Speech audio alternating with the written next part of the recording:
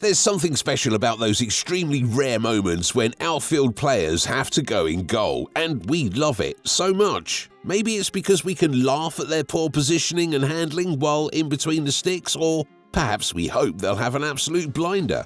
It probably stems from the fact that almost everyone loves an underdog, and there's no greater example of that than asking an outfielder to put on a professional goalkeeper's act.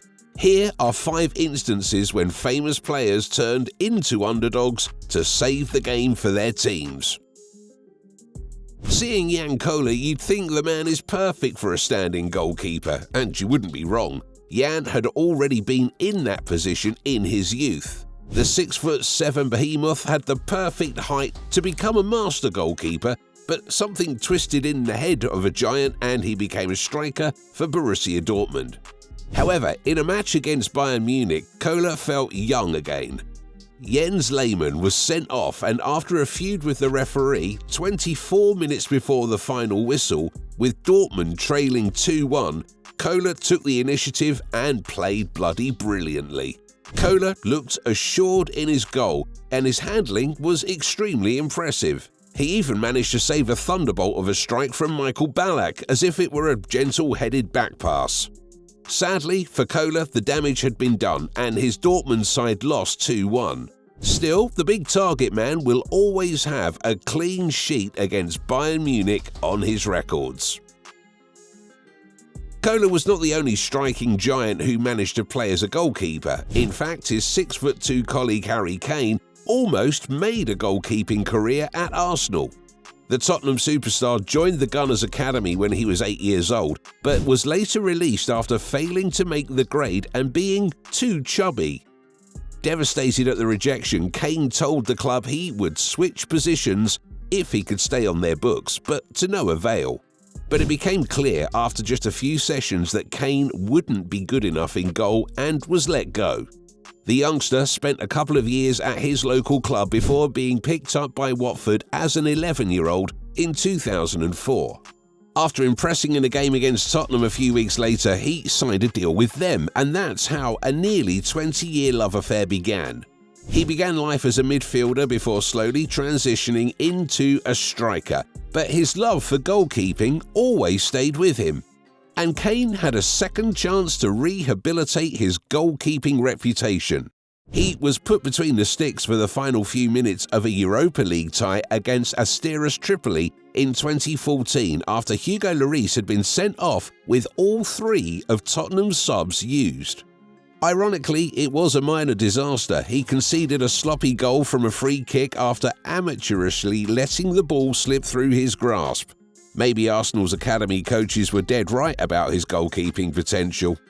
Lucky for Kane, the disaster happened after he scored a hat-trick to help his side into a 5-0 lead in the first match, so we could act like it never happened. When it comes to England team captains, the previous generation seems to have known how to manage the ball better. It was generally a bizarre match for Chelsea. First, Petr Cech got injured. After a few minutes, second goalkeeper Carlo Cudicini got severely knocked out while clearing the ball. How both cases ended without a card is still a mystery to me. Anyway, none other than John Terry took his place in goal to try and help his side grab an away victory. Terry wore gloves like a true leader and spearheaded his team from the back. To be fair, he also had very little to do in that unfamiliar position. Unlike the next hero, who had to stand in as a goalkeeper for 33 minutes, and he did it hilariously. In 1995, Wimbledon had a devastating match against Newcastle United due to Vinnie Jones's hilarious goalkeeping. With no substitutes left and their main man Paul Hield off the pitch, none other than Snatch star Vinnie Jones jumped in with 33 minutes left and the Dons trailing 3-1. As he made each save, the crowd cheered him on. On Twitter, remembering the day, Jones joked, "I nearly broke my cigar with one of those saves." I did enjoy seeing Les Ferdinand laughing after one of the other saves though. The Newcastle fans were brilliant that day, and I think they forgave me for grabbing Gazza's bollocks just a little bit. Don't worry, Vinny, we'll never forget this one for you. Someone mentioned Ferdinand. Coincidentally, the next goalie we'll talk about is when Man United ex-captain Rio Ferdinand got between the sticks. It was 2008 when Sir Alex Ferguson's United side dominated English football and aimed for the treble. In an FA Cup quarter-final clash at Old Trafford versus Portsmouth, Edwin van der Sar had to go off injured and his replacement Thomas Kuszek managed to get sent off, leaving the pitch.